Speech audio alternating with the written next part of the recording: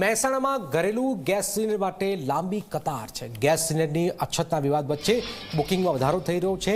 Gas એજન્સીએ panic ન થવા માટે અપીલ કરી। પૂરતા પ્રમાણમાં ગેસ સિલિન્ડર હોવા છતાં લાંબી લાઈનો લાગે છે।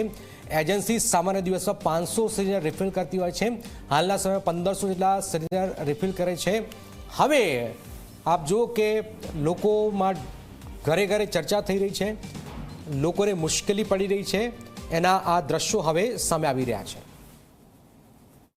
ગેસના બાટલામાં સ્ટોક પૂરતો આવે છે, કંપનીમાંથી પૂરતો સપ્લાય આવે છે, પણ જરૂર કરતાં વધારે લોકો દોડીને ગભરાટમાં અહીંયા આવી જાય છે। પેનિક બુકિંગ બહુ થયું છે। જેને ખરેખર જરૂર નથી એ લોકો બી દોડીને આવી ગયા છે, એમને એમ ગભરાટ થઈ ગયો છે કે ભાઈ સિલિન્ડર મળવા નથી। પણ એકચ્યુઅલી અમારી જોડે જે 3 ટ્રક છે એમાં 1100 જેવા સિલિન્ડર અમે લાવીએ છીએ। હમણાં ગઈકાલે અમારે 1510 સિલિન્ડરનો સ્ટોક હતો, એમાંથી 1400 સિલિન્ડરનું ડિલિવરી કરી છે અમે। એટલે પૂરતા પ્રમાણમાં અમે ડિલિવરી કરી શકીએ છીએ। એક સિલિન્ડર ઓછામાં ઓછો 35થી 40 દિવસ ચાલે ને તો 70-80 દિવસ સુધી કોઈને તકલીફ પડે એવી નથી। ચોખ્ખું માનીએ છીએ કે કંપનીમાંથી સહકાર છે, સરકારમાંથી સહકાર છે અમને પૂરેપૂરો।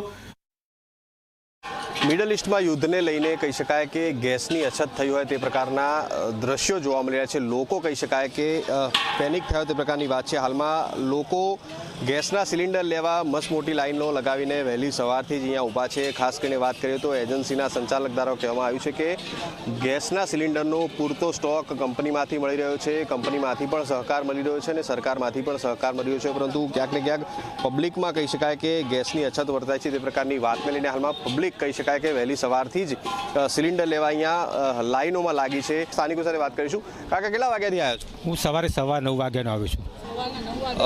ગેસનું સિલિન્ડર ઘેર નથી કે એક્સ્ટ્રા ભરાવા આવ્યો છો? નહીં, ખાલી થવા આવ્યું છે એટલે મારે 2 મહિના પહેલાં ભરાયું હતું એટલે ખાલી થઈ આવ્યું છે એટલે હું ભરાવા આવ્યો છું।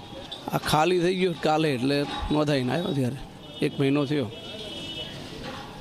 બિલકુલથી કાકા તમે શું કહેશો? કેટલા વાગ્યાથી લાઈનમાં ઊભા છો? આવ્યો કાકડિયા ગામ, તારકો જિલ્લો મહેસાણા। 9:30 વાગે આવ્યો। શું પરિસ્થિતિ છે હાલ બાટલા? ઘરે 2-3 કિલો પડ્યો છે બાટલો અને બીજો ભરવા આવ્યો છું। એટલે 2 બાટલા વાળી એક હોય ને બોટલ, 1-2 જેવું પડ્યો, બીજો ભરવા આવ્યો છું એમ। ઘરેલું જે છે તે સિલિન્ડરમાં કોઈ પણ પ્રકારનો કાપ મૂકવામાં નથી આવ્યો। ઘરેલું સિલિન્ડર રાબેતા મુજબ જ આપવામાં આવે છે। એટલે તેમના દ્વારા પણ એક અપીલ કરવામાં આવી છે કે લોકો પેનિક ના થાય। સિલિન્ડર જે છે તે તેમના ઘર સુધી પણ પહોંચી શકે છે, ડિલિવરી બોય તેમના ઘરે પણ પહોંચાડશે અને જે છે તે આ પ્રકારે લાઈન લગાવવાની કોઈ પણ જરૂર નથી। એક જ જે છે તે લોકોને અપીલ કર્યા છે કોઈ પણ પ્રકારે પેનિક થવાની જરૂર નથી। ઘરેલું સિલિન્ડર કોઈ પણ તેના ઉપર કાપ મૂકવામાં નહીં આવે, તેને સિલિન્ડર જે છે તે રાબેતા મુજબ આપવામાં આવશે। તેજસ દવે, ઝી મીડિયા, મહેસાણા।